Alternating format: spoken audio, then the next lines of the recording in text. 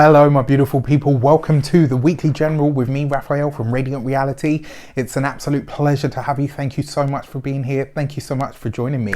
If you haven't already, please don't forget to like, share, and if you should so choose and it resonates, hit that subscribe button. If you are already a continued subby, you know I love you for it. With that said, if you haven't seen it yet, if you haven't got your seat yet, I am doing a webinar with Heather from Astrology with Heather. This is all about the big picture from 2020 to 2026. You do not want to miss this. We're going to be talking astrology, we're going to be talking tarot, we're going to be talking numerology of all of the successive years between now and then. If you want to get your seat, you can hit the link in the description box below. It's donations based, so it's pay whatever you like, whether that's 50p or £50, whatever you can do to be there, make sure you're there. And you can also get a recording as well. The link is in the description. So before we start, as always, I would like to bless my decks of cards with all forms of love, light, peace, prosperity, and abundance. And I pray that the messages that come through are ultimately clear and concise, and they help us all on our paths to our highest vibrational good. So interestingly enough, when I went into my intuition, all I could see was the sun and wheat, like golden, like just this massive field of golden wheat.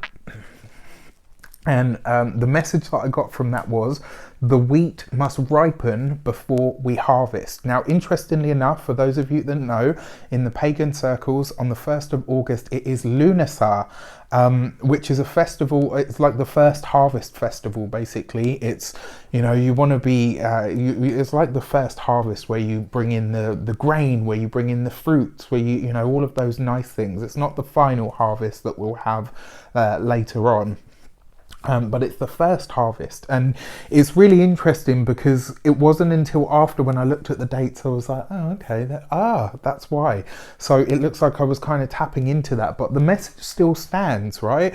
Whatever it is that you're working on, whatever it is that you want to put out there, whatever it is that you want to release, it has to be ready.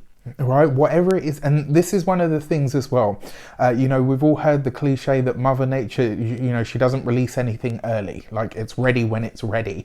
And that's kind of what the message was this week. So this week, if there is something that you are itching to get out there, if you like, you know, you just want to be out there, you just want to be done with it, ask yourself at a deeper level.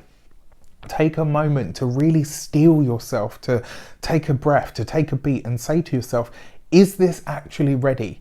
Is it really the time for me to harvest this? Or is there a better time to do it where we're going to get the most out of it, where we're going to get the maximum out of it? And it's actually funny because as I'm talking, there's something that comes to mind and I'm like, yeah, okay, so I'm going to have to wait for that. So, and that's fine. You know, sometimes those setbacks or those delays, sometimes those synchronistic setbacks, that's what I tend to see them as. You know, sometimes something happens and you're like, oh, you know, well, that didn't happen. And then you realize that, you know, 2 weeks later or a month later or whenever, right, you get to do what it is that you wanted to do, or something better than what you were aiming for comes in. And that's the reason for the setback. So the wheat must ripen before the harvest, right? So whatever it is that you're working on, whatever it is that's out there growing, whatever it is that you're trying to create or trying to bring into fruition, remember, it needs to come. It will come through, and it will come good, but the harvest moment isn't quite yet. So for all of us, in some way, shape or form, something that we're hoping to, you know, to put out there, you need to put the finishing touches. It's not ready yet, it's not quite cooked, okay? That's something that Nico would say. Like, I know he's fond of that one, and I totally resonate with him on that one. So yes, for sure. For the Destiny card for the week ahead, let's have a look, see what comes up. We have, ooh, okay, it seems to be that one. We've got the Justice card, right? So you've got to stay committed. Remember, if it's not ready, that doesn't mean that you can just say, oh, well, it's not ready, so I'll chuck it on the shelf. It's still going to require your effort, still going to require your commitment. Remember, the Justice card isn't just about, I mean, it's very often about the legal things. It's about those matters. Sometimes it can be contracts. Sometimes it's where you sign on that dotted line. Sometimes it's where you need to deliberate between things. And then, you know, one of the other meanings of it, this is where you commit to something, where you have to stand for it, where you have to stand with it, where you have to stay with it. Once you make that choice, once you go down that specific path, like you would in the Lovers card, the Justice card basically says this is where you commit. This is where you say, right, okay, this is the path that I'm going down, and you've got to stick with it. So this week, it's all about staying power. This week, if you say you're going to do something, you've got to show up. All right. For our direction card, ooh, okay, jumping card fell right out the bottom of the deck.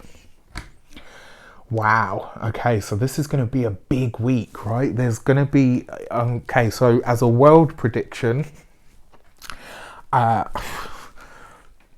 it's funny because I remember saying this before the Maxwell arrest, and I see this here, and I wonder if we're going to see the fall of a prominent figure. And I don't mean somebody passing away. I feel like somebody is going to be maybe put in cuffs, maybe somebody's going to be prosecuted, something is going to come out about a very public or very powerful figure, and I think that news may very well be shocking. But here's the thing, couple it with this, the wheat must ripen before harvest. It looks like this person has been, like, maybe they've been chasing this person for a long time, maybe they've been building a case around this person for a long time, and this week we finally get to see it happen. So I'll be interested to see what happens on that wider world stage this week. On a personal level, the Magician card is a direction. It says that you need to act. And your actions, right? So wheat must ripen. So this isn't about jumping in hastily. It's not the Knight of Swords. Remember the thing about the Magician, he's completely in control of all his own energy.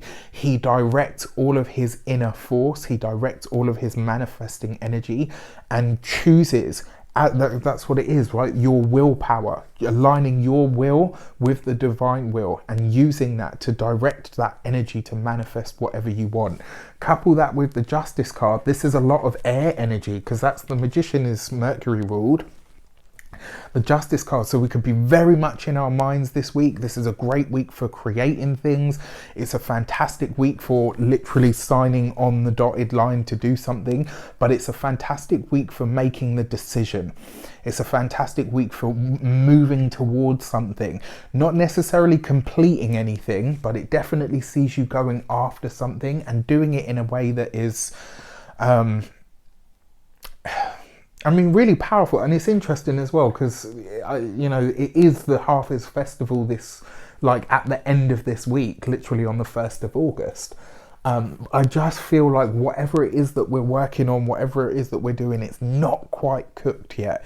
And the difference between, you know, when you're baking a cake, right? If it's just that little bit, like if it's brownies, you definitely want them stodgy in the middle. Oh, that's the good stuff. But if it's a cake, if it's a sponge cake, you want it cooked all the way through. You don't want that stodge. You want that sort of light energy. And it was the sun and the wheat and everything that I was seeing. So it's not quite ready yet, but it's very close. This week you need to put, so whatever it is that you're committing to, the Magician card is saying if you see it through, you will manifest your truest destiny or your truest desire. So you've got to stick with it. All right, for your insight this week, what's coming in, what's the energy behind the scenes that we may not be aware of, and how can we use it?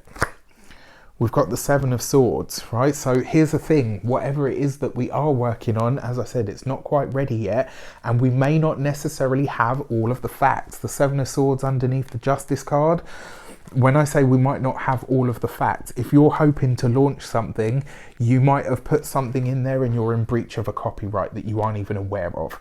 This is a week to go over everything with a fine-tooth comb, to look at everything that you've built so far, to check the fine print, to check if it, you know, is it conflicting with anything? Is there anything that I've missed?